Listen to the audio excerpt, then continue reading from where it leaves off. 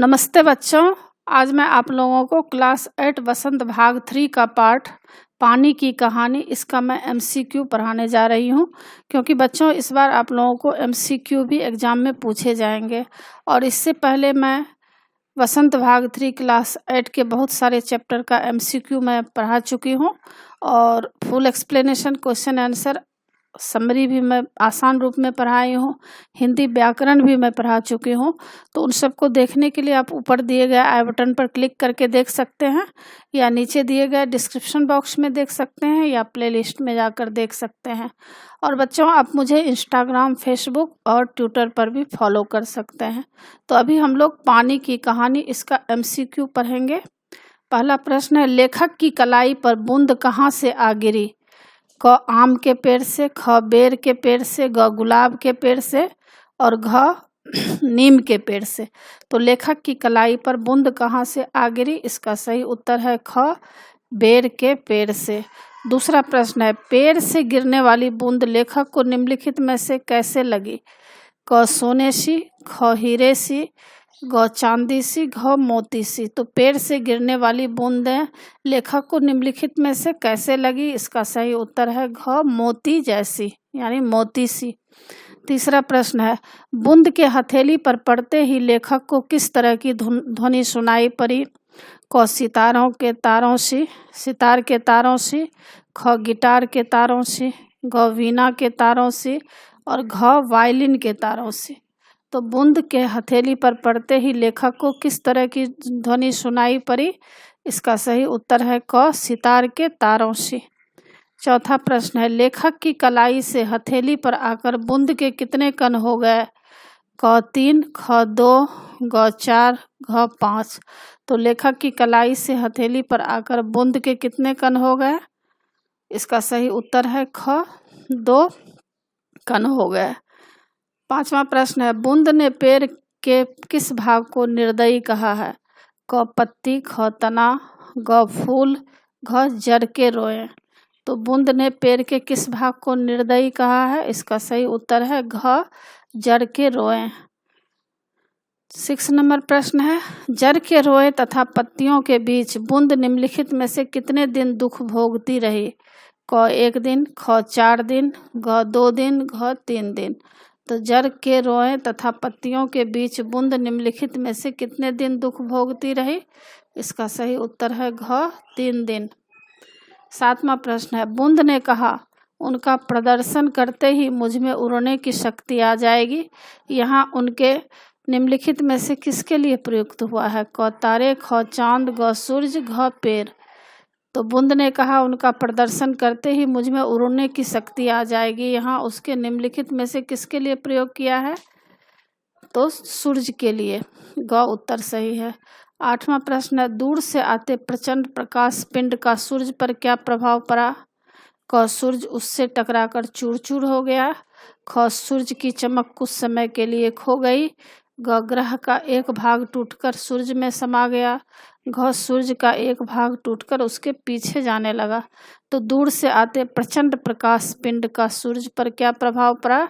इसका सही उत्तर है घ सूर्य का एक भाग टूटकर उसके पीछे जाने लगा।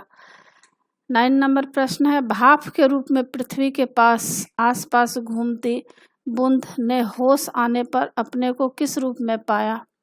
क पानी के रूप में यानी द्रव के रूप में, ख बर्फ यानी ठोस के रूप में, ग उसी तरह वाष्प के रूप में, घ बूंद का अस्तित्व समाप्त हो चुका था।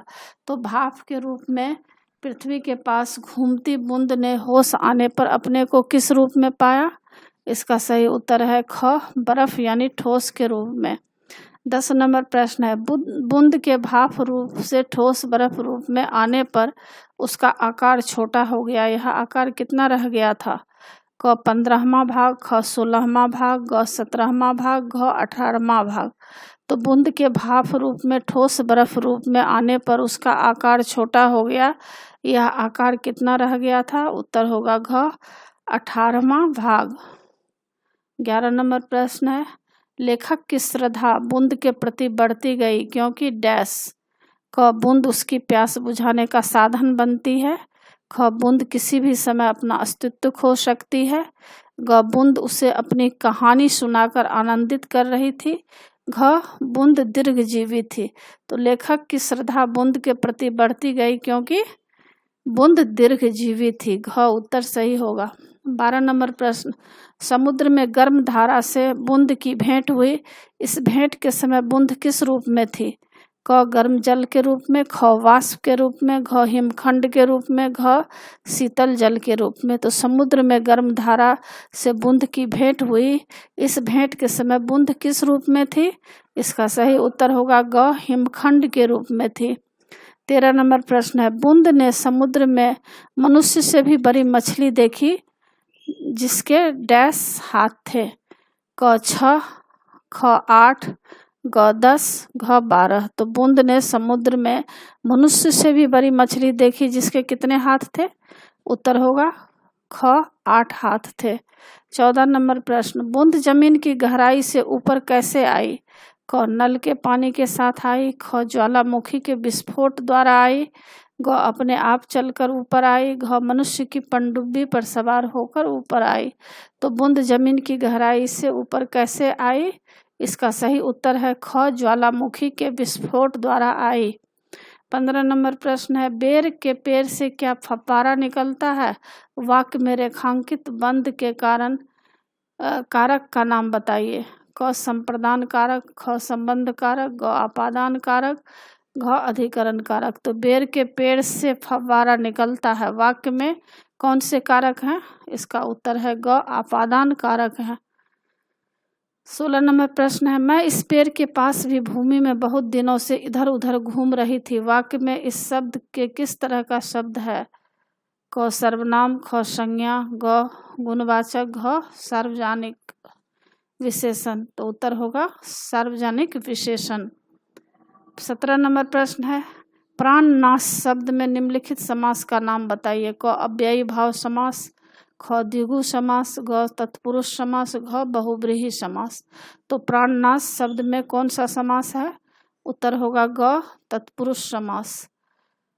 18 नंबर प्रश्न है, ठोसपन शब्द निम्नलिखित में से क्या है?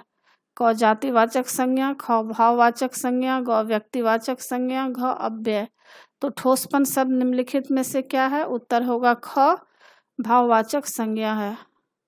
19 नंबर प्रश्न है, इन पहाड़ियों की गुफाओं में नाना प्रकार के जीव रहते हैं जो निपट, अंधे तथा महा आलसी है। वाक्य किस प्रकार का है? क सरल वाक्य, ख संयुक्त वाक्य, ग मिश्र वाक्य, घ प्रश्नवाचक वाक्य। तो इन पहाड़ियों की गुफाओं में नाना प्रकार के जीव रहते हैं जो निपट, अंधे तथा महा आलसी है। इस वाक्य में किस प्रकार का वाक्य है यह? तो इसका उत्तर है ग मिश्र वाक्य है। 20 नंबर प्रश्न है, लाल पीला पड़ना का अर्थ निम्नलिखित में से क्या है? क क्रोधित होना, ख अचानक रंग बदलना, ग कमजोर पड़ना, घ मनपसंद रंग भरना।